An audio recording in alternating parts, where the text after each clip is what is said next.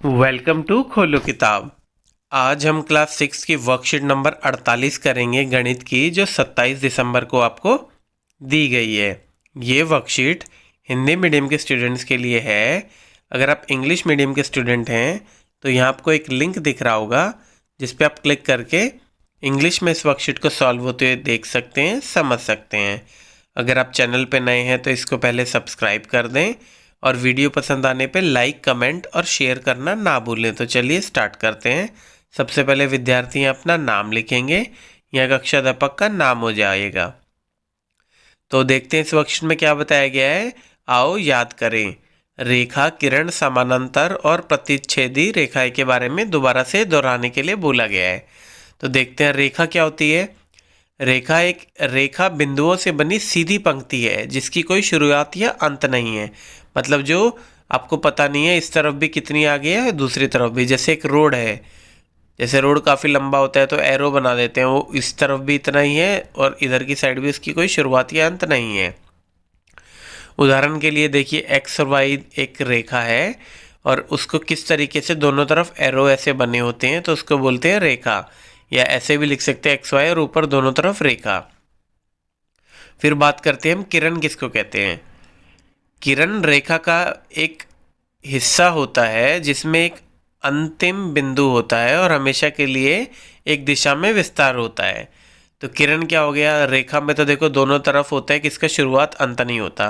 किरण में क्या होता है, शुरुआत तो होती है बट दूसरी तरफ जो एरो जा रही है उसका कोई अंत नहीं होता। ऐसे उदाहरण के लिए क्या बताया है, सूरज की किरण।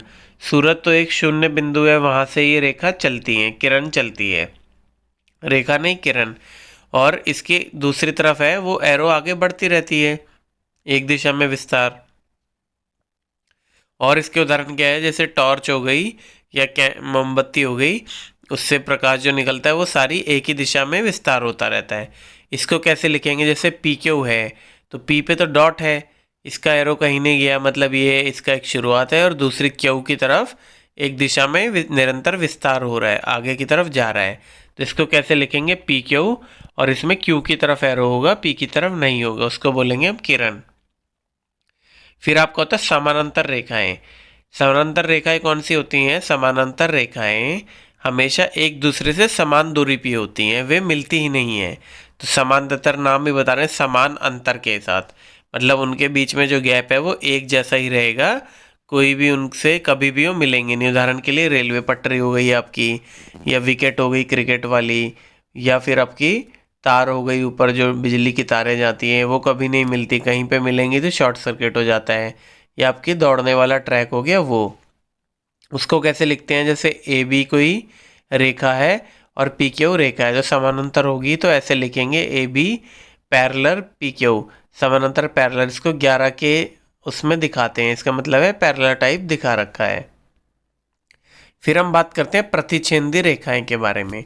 प्रतिच्छेदी मतलब जो एक दूसरे को काट रही हो, इंटरसेक्टिंग इसको इंग्लिश में बोलते हैं।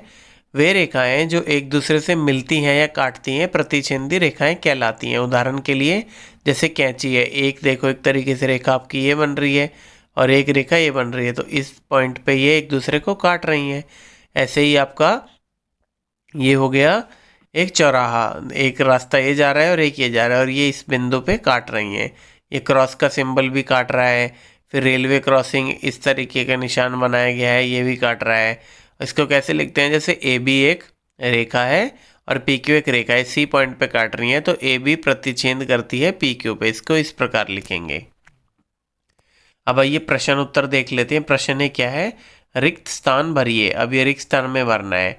इसमें देखिए एक पी दिखा रखी है और एक क्यू दिखा रखी है, दोनों रेखाएं हैं क्योंकि दोनों तरफ एरो बना हुआ है। पी और क्यू डैश रेखाएं हैं। अब देखो ये कहीं मिल नहीं रही हैं, तो ये कौन सी रेखाएं हो गई, ये हो गई आपकी पैरेलल रेखा। तो पैरेलल रेखा को हिंदी में क्या बोलते हैं, समानांतर। तो ये पी और क्यू है समानांतर रेखाएं। फिर है एक डैश का कोई अंत बिंदु नहीं होता। अब इसमें देखिए किसका अंत बिंदु नहीं होता, कभी भी रेखा का कोई भी अंत बिंदु नहीं होता। हमने पढ़ा ही था, दोनों तरफ एरो है, जैसे रोड का एक उदाहरण हमने दिया था। तो यहाँ जाएगा एक रेखा, रेखा का कोई अंत बिंदु नहीं होता। फिर तीसरा है एक डैश का एक प्रारंभिक बिंदु होता है लेकिन इसका कोई अंत बिंदु नहीं होता।